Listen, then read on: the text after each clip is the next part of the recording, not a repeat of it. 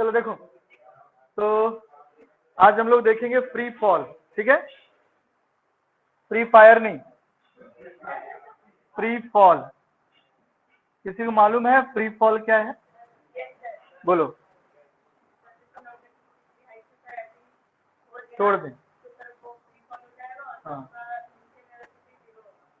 ठीक है, देखेंगे। तो फ्री फॉल मतलब हुआ कि अगर कोई बॉडी, सुने, अगर कोई बॉडी नीचे पर आ रहा है only due to gravitational force of the earth, और कोई फोर्स उसमें नहीं होगा, तो उस तरह की फॉल को हम लोग बोलेंगे फ्री फॉल, ठीक है। तो फ्री फॉल के केस में देखते हैं, हमारे पास 3 इक्वेशन ऑफ मोशन है ना, वो देखते हैं उसमें क्या क्या चेंजेस हम लोग ला सकते हैं। तो पहले फ्री फॉल मतलब हुआ कि when an object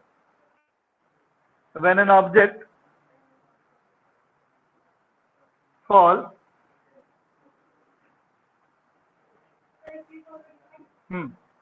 when an object fall due to gravitational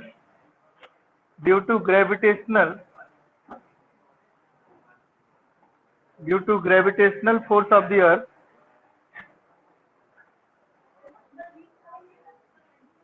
when an object falls due to gravitational force of the earth,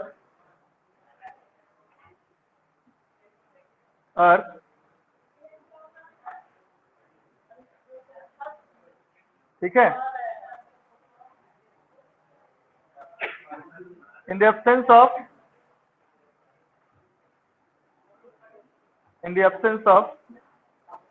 other external force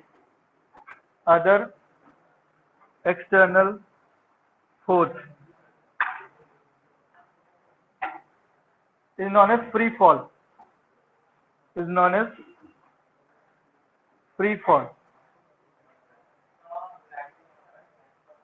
free fall, ठीक, बोलो,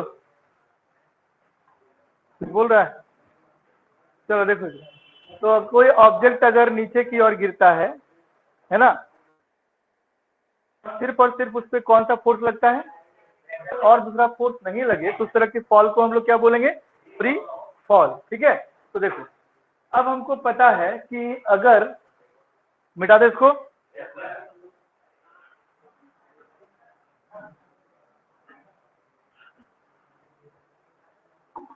when an object is dropped downward, when an object is dropped downward, ठीक है, तो क्या होगा देखते हैं। when an object is dropped downward, तो देखो, मान लो ये ऑब्जेक्ट है और ये ग्राउंड है, ऑब्जेक्ट और ग्राउंड का हाइट क्या है, h हाइट है ना, और इनिशियली ये रेस्ट पे है, u इक्वल टू 0 है, और फिर इसको हम रिलीज कर दिए, तो धीरे धीरे इसका वेलोसिटी क्या होगा, बढ़ेगा, यानी कि पॉजिटिव एक्सेलरेशन प्रोड्यूस होगा। तो यहाँ पे एक्सेलरेशन जो है वो किसके कारण प्रोड्यूस हो रहा है, ग्रेविटी के कारण। तो इस एक्सेलरेशन को हम लोग क्या बोलते हैं, एक्सेलरेशन ड्यू टू ग्रेविटी। ये हो गया एक्सेलरेशन ड्यू टू ग्रेविटी,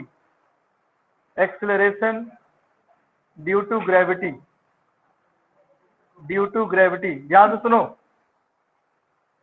तो ये एक्सेलरेशन ग्रेविटी के कारण प्रोड्यूस हो रहा है, तो इसको हम लोग बोलेंगे acceleration due to gravity.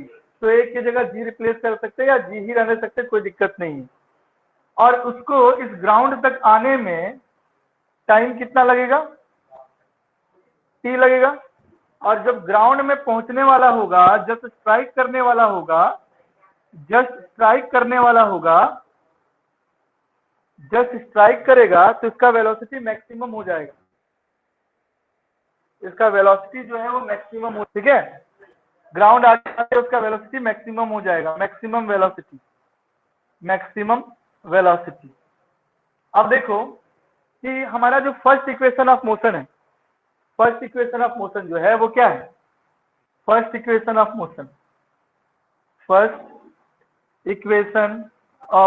Motion वो क्या है बताओ?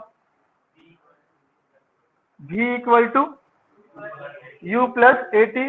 तो a की जगह अगर ये बॉल को नीचे गिरा रहे हैं तो u की जगह हम लोग g रिप्लेस कर देंगे और ये हो जाएगा v equal to u plus g stand for acceleration due to gravity, not gravity, acceleration due to gravity. बात समझ में आया? ठीक है, एक्सेलरेशन ड्यू टू ग्रेविटी। हाँ चलो ठीक है। तो जी यहाँ पे हुआ एक्सेलरेशन ड्यू टू ग्रेविटी, यानी कि हमको अगर पोजीशन और वेलोसिटी के बीच में, सॉरी वेलोसिटी और टाइम के बीच में, तो इस केस में v equal to u plus g t put कर सकते हैं। ठीक है ना? अब देखो अगर इससे हमको टाइम निकालना हो, टाइम ऑफ डिसेंट मतलब नीचे आने में कितना टाइम लगा, नीचे आने में कितना टाइम लगा, है ना? तो नीचे आने में कितना टाइम लगा उसको अगर हमको फाइंड करना है ना, time of descent, time of descent. ठीक है, तो देखो कैसे निकालेंगे। डिसेंट मतलब नीचे आने में कितना टाइम उसको लगा, इस ग्राउंड में आने में कितना टाइम लगा। तो सिंपली हम लोग क्या कर सकते हैं, u कितना रहता है 0 और g इंटू टी, यानी कि v इक्वल टू क्या हो जाएगा जी टी, और ये टी डी मतलब टाइम ऑफ डिसेंट, क्या आ जाएगा v बाई जी, क्या आ जाएगा v बाई जी, यानी कि v बाई जी अगर हम कर दें तो कितना टाइम उसको नीचे आने में लगेगा वो पता चल जाएगा। v मतलब फाइनल वेलोसिटी और g for acceleration due to gravity. बात समझ में आया? पहला इक्वेशन ऑफ मोशन से हम लोग निकाल सकते हैं, टाइम भी निकाल सकते हैं कि कितना टाइम उस ऑब्जेक्ट को नीचे आने में लगेगा। क्लियर है? अब दूसरा देखो, दूसरा second equation of motion, second equation of motion, second equation of motion. तो सेकेंड इक्वेशन ऑफ मोशन जो है, सुनो, सेकेंड इक्वेशन ऑफ मोशन जो है वो क्या है, s equal to u t plus half a t square. तो s की जगह हम लोग को कितना s ट्रेवल करेगा, ये h करेगा, तो s की जगह h रिप्लेस कर देते हैं, यू टी रहने देते हैं और प्लस हाफ a की जगह क्या पुट कर देंगे g। तो ये हो जाएगा h equal to u t plus half g t square. और इसको और शॉर्ट कर सकते हैं, u तो इस केस में 0 ही रहेगा, तो 0 into T plus half g t square. तो h इक्वल टू क्या हो गया हाफ जी टी स्क्वायर। तो नीचे कितना डिस्टेंस ट्रेवल करेगा वो हमको आराम से पता चल जाएगा, h equal to half g t square से। क्लियर है? चल उधर मिटा दे, जल्दी करो।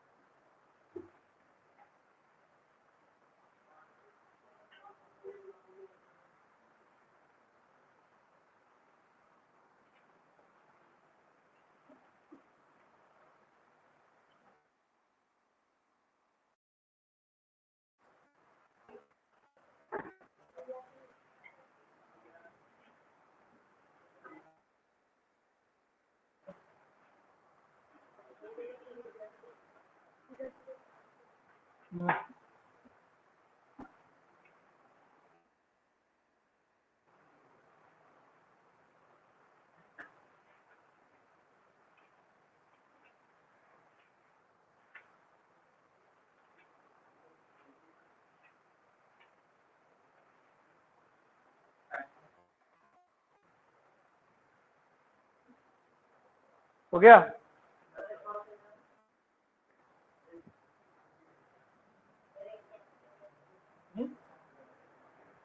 जल्दी करो।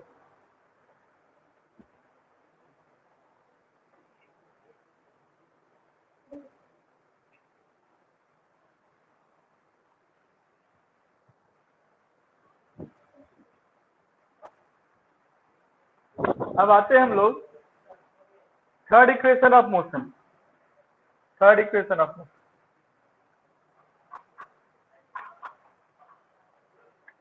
तो देखो तो थर्ड इक्वेशन, हाँ third equation of motion, third equation of motion, third equation of motion जो है वो है v square minus u square plus 2as। तो v square minus u square एक जगह पुट कर सकते हैं g, और h के जगह पुट कर सकते हैं h, है ना। तो v square minus u square equal 2gh आ गया, ठीक है 2gh आया। अब देखो इनिशियल वेलोसिटी कितना है, तो v square minus 0 equal to, तो v स्क्वायर क्या आ गया 2gh। और अगर हमको कभी v निकालने बोल दे इस केस में तो सिंपल फॉर्मूला लगाएंगे। अगर कोई बॉडी को ड्रॉप कर रहे हैं नीचे, है ना, h दिया हुआ है कितने हाइट से ड्रॉप कर रहे हैं, तो सिंपल सा फॉर्मूला लगा देना कि उसका जो मैक्सिमम स्पीड होगा नीचे ग्राउंड आने में वो हो जाएगा रूट अंडर 2gh। क्या हो जाएगा, रूट अंडर 2gh। समझ गया। कभी क्वेश्चन इस तरह का दिया रहे, कभी क्वेश्चन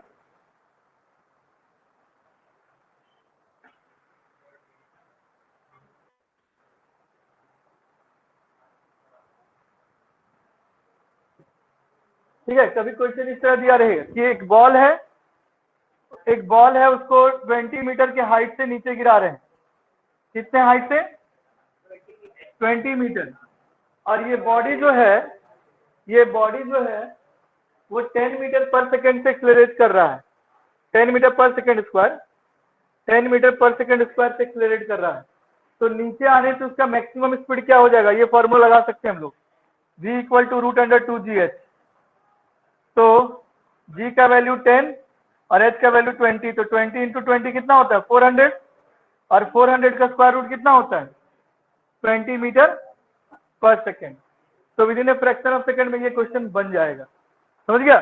और इसी में अगर हम पूछ रहे कि बताओ नीचे आने में कितना टाइम लगेगा, तो टाइम का क्या बताए थे v बाई जी, टाइम का क्या बताए थे, तो बता दो मन में ही कैलकुलेट करके बता दो कि v बाई जी मतलब v कितना है तुम्हारा 20 और g कितना है 10, तो 20 बाई 10 कितना होगा 2 सेकेंड, 20 बाई 10 2 सेकेंड। इजी है, चलो ठीक लिख लो, हो गया।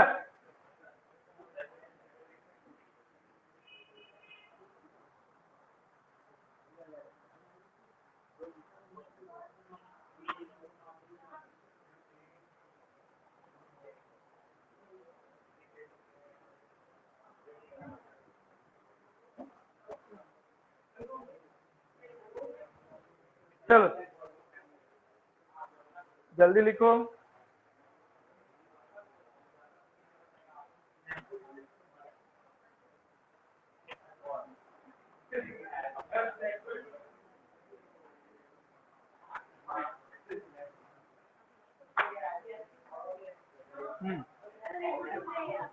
चलो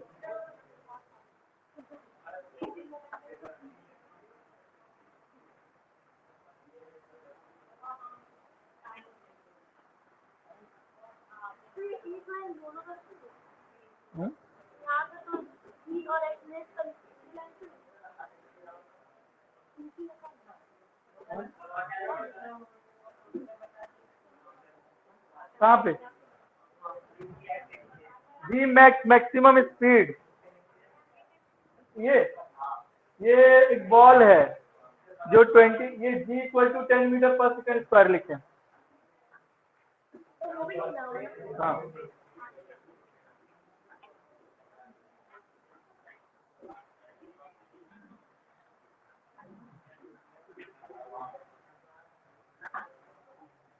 देखो इधर, ये तो था कि जब बॉल को नीचे ड्रॉप करेंगे तो क्या होगा, अब जब बॉल को वर्टिकली ऊपर फेंकेंगे तब का इक्वेशन ऑफ मोशन देखते हैं। तो when ball when ball is thrown when ball is thrown vertically upward, when ball is thrown vertically upward, ठीक ठीक है, when ball is thrown vertically upward, तो देखते हैं, देखो इधर, जब बॉल को वर्टिकली अपवर्ड फेंकेंगे तो क्या होगा, ये हमारा बॉल है, इसको हम लोग फेंकने के लिए कुछ ना कुछ फोर्स लगाना पड़ेगा, यानी कि कुछ ना कुछ इसका इनिशियल स्पीड होगा। तो मान लो इसका स्पीड जो है, इनिशियल स्पीड वो u है, तो ऊपर फेंके तो एक मैक्सिमम हाइट तक जाएगा कि ऊपर जाते रहेगा, एक मैक्सिमम हाइट तक जाएगा। तो मान लो ये h मैक्स हो गया, मैक्सिमम हाइट, इतना स्पीड से इतना ही हाइट तक जाएगा, समझ गया ना, तो इतना स्पीड से इतना ही हाइट तक जाएगा। तो इस हाइट तक जाने के लिए इसको टाइम क्या लगेगा, t लगेगा, ठीक है, इस हाइट तक जाने के लिए इसको टाइम कितना लगेगा, t लगेगा। बहुत अच्छा। अब इस पे एक्सेलरेशन जो प्रोड्यूस हो रहा है, मतलब बॉल ऊपर जा रहा है तो धीरे धीरे वेलोसिटी क्या हो रहा है, घट रहा है, तो velocity decreases per unit time, velocity decreases per unit time, है ना। तो इसमें a जो है वो क्या लेंगे, माइनस जी, क्या लेंगे, माइनस जी। अब पहला इक्वेशन ऑफ मोशन देखो, first equation of motion, first equation of motion, तो जो फर्स्ट इक्वेशन ऑफ मोशन होगा वो क्या हो जाएगा, v equal to u plus a t, तो a की जगह क्या रिप्लेस कर देंगे, माइनस जी इंटू टी, है ना, ऊपर के लिए माइनस लेंगे क्योंकि रिटार्डेशन हो रहा है एक तरह से, तो v इक्वल टू क्या लिख देंगे, u माइनस जी टी। ये फर्स्ट इक्वेशन ऑफ मोशन हुआ। अब एक चीज याद रखना कि जब मैक्सिमम हाइट पहुंच जाएगा तो v इसका 0 हो जाएगा, है ना।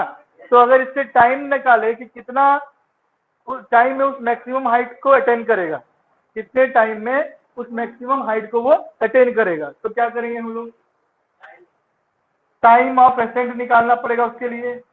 टाइम ऑफ एसेंट मतलब time taken to reach this highest point, है ना, या मैक्सिमम हाइट। तो देखो v equal to u minus g t होता है,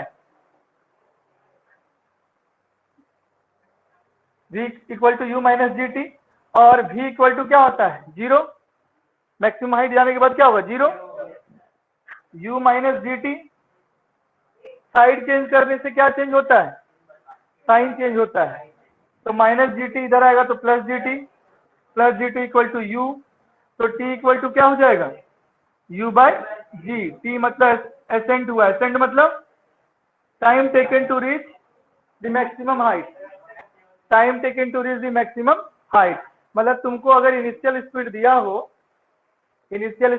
हो और g का वैल्यू दिया हो टाइम, तो तुरंत माइंड में कैलकुलेट कर लेगा ना। मान लो एक स्टोन है, एक पत्थर है ना, उसको हम ऊपर 5 मीटर पर सेकंड की स्पीड से फेंक रहे हैं, ठीक है, तो तुमको बताना है मैक्सिमम हाइट पहुंचने में उसको कितना टाइम लगेगा, तुरंत बताओ, मैक्सिमम हाइट पहुंचने में कितना टाइम लगेगा।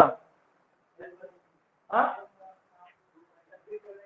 अरे एक स्टोन है, उसको हम लोग क्या कर रहे हैं, ऊपर फेंक रहे हैं, कितने की स्पीड से, 5 मीटर पर सेकंड की स्पीड से, और एक्सेलरेशन उस पर 10 मीटर पर सेकंड स्क्वायर का प्रोड्यूस हो रहा है।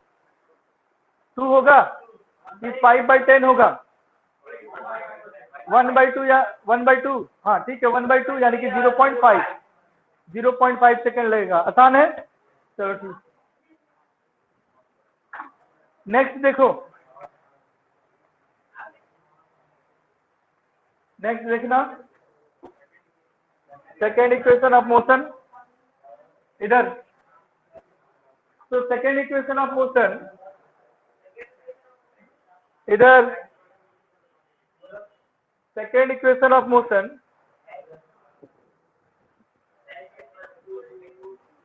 इक्वेशन ऑफ मोशन, है ना, तो s equal to u t plus half a t square, तो s की जगह h पुट कर देते हैं, u t plus half a की जगह minus g into t square, तो यानी कि h equal to u t minus half g t square, ठीक है। तो इससे हमारा हाइट निकल जाएगा कि इतना स्पीड में अगर फेंकेंगे तो कितना ऊपर तक जाएगा। अब देखते हैं third equation of motion, third equation of motion, third equation of motion, ध्यान से सुनेगा, थर्ड इक्वेशन ऑफ मोशन, इधर सुनो, है थर्ड इक्वेशन ऑफ मोशन, ठीक है। तो v square minus u square equal to 2as, कोई डाउट? तो v स्क्वायर 0 हो जाता है। अच्छा चलो ठीक है, v square minus u square, a की जगह हम लोग क्या लिख सकते हैं, माइनस g, और s की जगह h, तो v square minus u square equal to minus 2gh लिख सकते हैं, लिख सकते हैं, ठीक है। ये थर्ड इक्वेशन ऑफ मोशन हो गया। अब इस इक्वेशन से हम लोग ये निकाल सकते हैं कि ऊपर जाने पे मतलब कितना ऊपर वो जाएगा, अगर सर्टेन स्पीड से इसको फेंक रहे हैं तो कितना मैक्सिमम हाइट वो अटेन कर सकता है। तो देखो v कितना होता है, 0 minus u square minus 2gh, तो माइनस यू स्क्वायर और minus 2gh, minus minus cancel होगा, हमको h निकालना है, मैक्सिमम हाइट निकालना है, तो h इक्वल टू क्या हो जाएगा, you square by 2g, you square by, अगर कोई स्टोन को फेंक रहे हैं ऊपर, कहाँ फेंक रहे हैं, और तुमको निकालने बोल रहे मैक्सिमम हाइट, तो हम लोग लगा देंगे formula you square by 2g। जैसे एक एग्जांपल, वही एग्जांपल पहले वाला कि स्टोन है 5 मीटर पर सेकंड से ऊपर फेंक रहे हैं, तो बताओ कितना हाइट अटेन करेगा, सिंपल था, 5 का स्क्वायर 25 और 2 इंटू जी 20, तो 25/20 आंसर क्या आएगा, 25/20, 25/20 यानी कि 5/4, 5/4 यानी कि 1.25, इस तरह माइंड में कैलकुलेट कर सकते हैं। क्लियर है ना? चलो बात समझ में आए ना? चलो एक क्वेश्चन दे देते हैं, तुरंत माइंड में कैलकुलेट करना है, माइंड में you square by 2g maximum height के लिए, you square by 2g, you मतलब इनिशियल स्पीड, जी मतलब एक्सेलरेशन ड्यू टू ग्रेविटी। बात समझ में आया? तो एक स्टोन है जिसको हम 20 मीटर पर सेकंड से ऊपर, कितना मीटर से, 20 मीटर पर सेकंड से ऊपर फेंक रहे हैं, तो बताना है कि कितना हाइट तक वो अटेन कर, मतलब कितना मैक्सिमम हाइट वो अटेन करेगा अगर एक्सेलरेशन उसका 10 मीटर पर सेकंड स्क्वायर है तो। 20 मीटर पर, बहुत अच्छा, वेरी गुड, 20 आ गया ना। चलो, तो बहुत सारा चीज है जो बिना हम लोग कॉपी कलम का बना सकते हैं, क्योंकि 20 मीटर पर सेकंड बोले तो 20 इंटू 20 100 और बाई 2g, 2g मतलब 2 इंटू 10, तो 400/20 हो जाएगा। बात क्लियर है? चलो।